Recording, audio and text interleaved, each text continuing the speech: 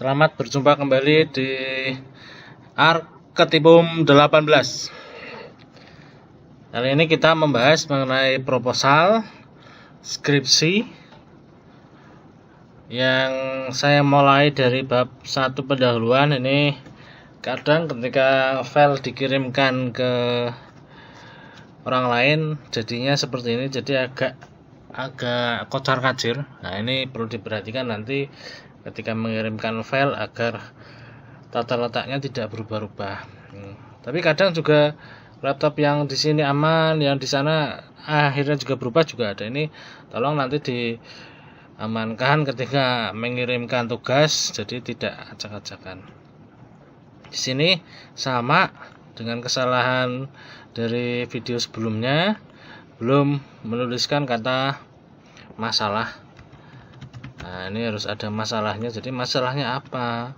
Ini sepertinya ini penelitian bahasa. Nanti kita cek. Dia mengungkapkan di awal bahasa ialah peranan penting dalam kehidupan manusia sehari-hari.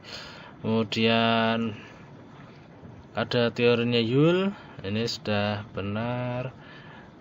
Jika bisa, Anda ini tidak perlu memisahkan satu teori, satu paragraf. Jika bisa, ini langsung saja didialogkan menjadi seperti ini. Tapi nanti dilihat apakah ada hubungannya antara kalimat sebelumnya dengan kalimat yang Anda tuliskan. Sudah ada teorinya Yule, sudah ada pragmatik, dia mengkaji ke situ, kemudian penutur, kemudian tidak tutur, kemudian menjelaskan maksud dan tujuan dari tuturan, direktif, kemudian film. Tiba-tiba ke film, ini ada apa dengan film? Dia sepertinya mau mengkaji mengenai film. Nah, film Jembatan Pensil. Nah, ini yang dikaji. Oh, ada contoh tuturannya juga. Sudah baik. Wadah. Baru sampai sini, kemudian belum ada juga di sini mengenai alasan penting melakukan penelitian ini. Untuk apa? Nah, ini juga belum ada penjelasannya. Kemudian belum ada juga di sini mengenai penelitian yang menguatkan penelitian Anda. Anda harus ada benang merahnya. Berarti penelitian ini menunjukkan apa?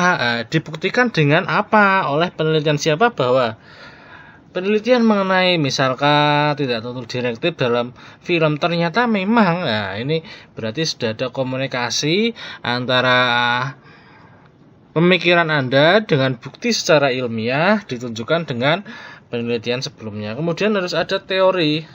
Ada teori yang menjelaskan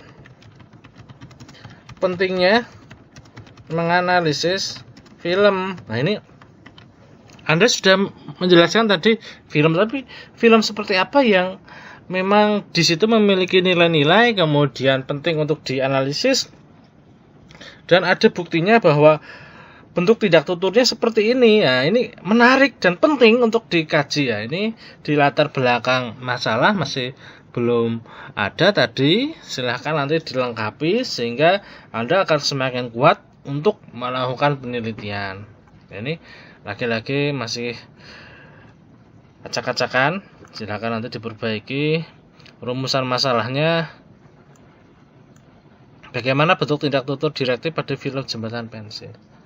Kemudian bagaimana jenis-jenis tindak tuturnya? Bagaimana menerapkan tindak tutur sebagai materi pembelajaran? Ini Anda sepertinya akan membuat bahan ajar ya. Anda menggali dari filmnya dulu, kemudian kedudukannya seperti apa, bentuk-bentuknya ada atau tidak, kemudian setelah bentuknya ada, Anda akan memilah-milah jenis-jenis film, jenis-jenis tindak tutur direktif ini, kemudian setelah dipilah-pilah ini, kemudian akan diterapkan tindak tutur direktif sebagai materi pembelajaran pragmatik. Ini menarik untuk diikuti dengan tipe pemikiran seperti ini, artinya sudah ada runtutannya. Ini hal-hal yang tidak baku seperti ini yang baku teoretis. Ini mohon penulisan ini sudah tidak lagi kita cek, tapi Anda sudah tahu mana yang baku dan mana yang tidak. Kajian pustaka bab 2. Deskripsi konseptual pragmatik. Ini definisi, jadi hanya menjelaskan mengenai definisi saja. Kemudian tiba-tiba langsung ke tidak tutur. Ini singkat sekali pragmatiknya. Mungkin bisa ditambahkan lagi ada apa dengan pragmatik, hubungannya apa dengan tidak tutur. Ini kajian pustaka yang nomor 1, perlu dilengkapi lagi. Belum ada simpulannya juga belum ada di sini simpulan. Jadi setiap kali saya sudah katakan di setiap akhir bab penulis, peneliti membuat simpulan. Peneliti membuat simpulan dari teori-teori yang ada. Jadi peneliti bicara nanti, karena ini kajian pustaka, berarti peneliti menjelaskan mengenai teori yang dibuatnya, kemudian memberikan simpulan. Ini pengertian tidak tutur, ada apa dengan tidak tutur? Baru 1 teori ini, silakan ditambahkan, jangan 1 saja dari Yul, tapi tambahkan 2 sampai 3 teori lagi agar Anda bisa menarik simpulan. Sebenarnya setiap subbab seperti ini harus ada simpulannya. Yang A, tidak tutur lokusi. Ini contoh ini. Ada apa Anda kok menuliskan contoh di sini? Ini kan teori-teori, kok tiba-tiba ada contoh-contoh seperti ini.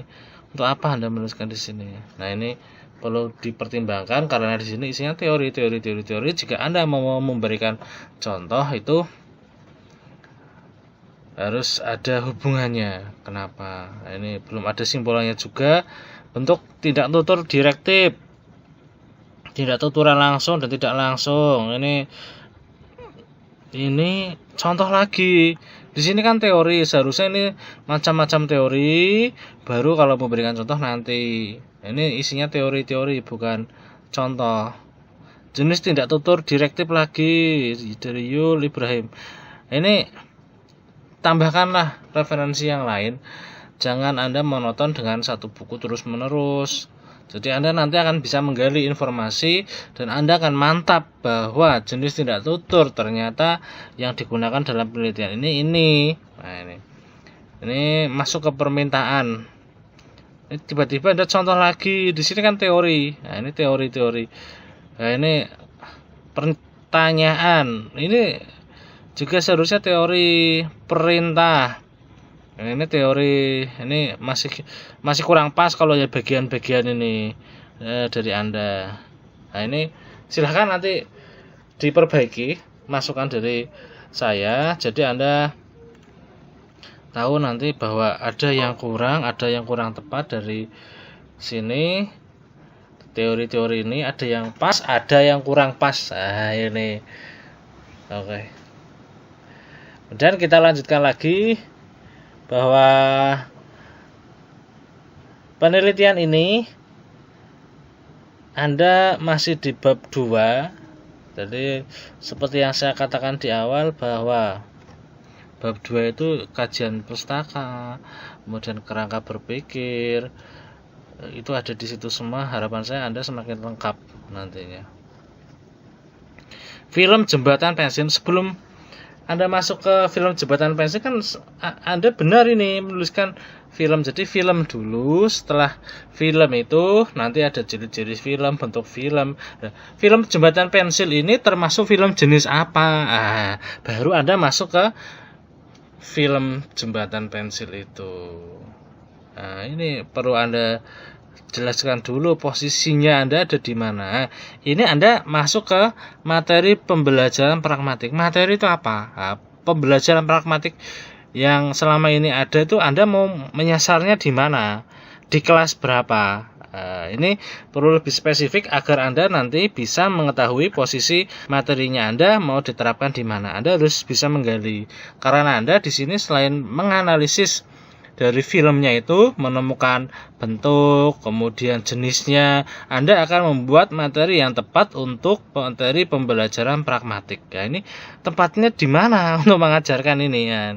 Di perguruan tinggi, di sekolah dasar, menengah pertama atau atas. Nah, ini SMK juga bisa, MA juga bisa. Ini posisinya kita pastikan dulu agar nanti cakupannya Anda tidak terlalu melebar, tapi Anda sudah fokus ke dalam penelitian Anda. Kajian penelitian relevan. Nah, relevan ya, ini nanti diperbaiki lagi. Jangan hanya satu, tapi Anda ini minimal 4, 5. Jadi Anda menggali penelitian-penelitian yang relevan yang posisinya hampir sama dengan penelitian Anda, tapi nanti ada perbedaannya. Nah, ada persamaannya, dan Anda nanti tahu posisi penelitian Anda seperti mana, seperti apa. Ini teori-teori yang digunakan ini teori, kerangka teori, bukan kerangka berpikir. Nah, ini masih kurang tepat. Nah, ini namanya kerangka teori ini. Kalau yang ini bukan kerangka berpikir. Jadi kerangka berpikir kita mulai dengan masalahnya apa, kemudian akan ditemukan alur pemikiran Anda untuk menemukan dan menjawab dari rumusan masalah. Ini masih kurang tepat. Silakan nanti diperbaiki. Bab 3. Metodologi penelitian, tempat dan waktu. Tempat penelitian tidak ada batasan ruang. Anda ini fokus penelitian Anda ini kan di pustaka film. Nah, sebagai suatu penelitian pustaka film nanti ya Anda mengatakan di sini penelitian ini nanti menggunakan pendekatan apa ini. Ini nggak usah nomor A itu langsung Anda hilangkan saja, nggak apa-apa ini karena Anda fokusnya ke situ. Kemudian jenisnya apa? Nah, penelitian kualitatif dengan jenis apa? Kemudian peranan peneliti. Anda melakukan penelitian ini dengan langsung atau apa ya? Ini nanti Anda jelaskan di sini. Kemudian ada data. Saya kan sudah pernah menyimak Anda ketika Anda menjelaskan, Anda menyimak saya ketika saya menjelaskan. Ini posisinya di data, dan sumber data ini nanti ada data primer, data sekunder. Anda menjelaskan data primer dalam penelitian ini adalah, data sekunder dalam penelitian ini adalah, sumber data penelitian ini yakni apa? Sumber data primer tadi ini, sumber data sekunder apa? Anda menjelaskan di sini proses pengumpulan data, teknik pengumpulan data. Ini Anda melakukan penelitian ini dengan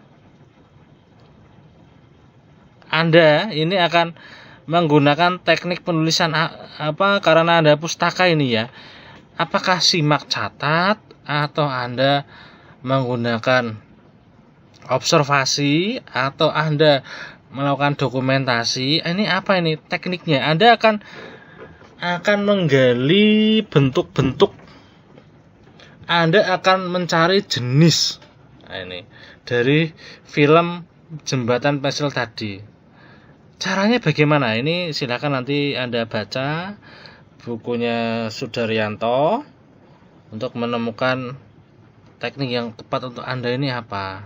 Nah, ini keabsahan data, kredibilitas, dependent konfirmasi ya, bisa digunakan ini, analisis data bisa ini. Kemudian daftar pustaka ya, nanti ditambahkan dari jurnal-jurnal, terutama untuk kajian yang relevan tadi masih kurang, silahkan nanti Anda lengkapi lagi. Oke, itu masukan dari saya. Semoga bermanfaat untuk Anda dan tetap semangat mengerjakan proposal skripsi Anda. Sampai jumpa di channel Arketipum 18 selanjutnya. Salam budaya.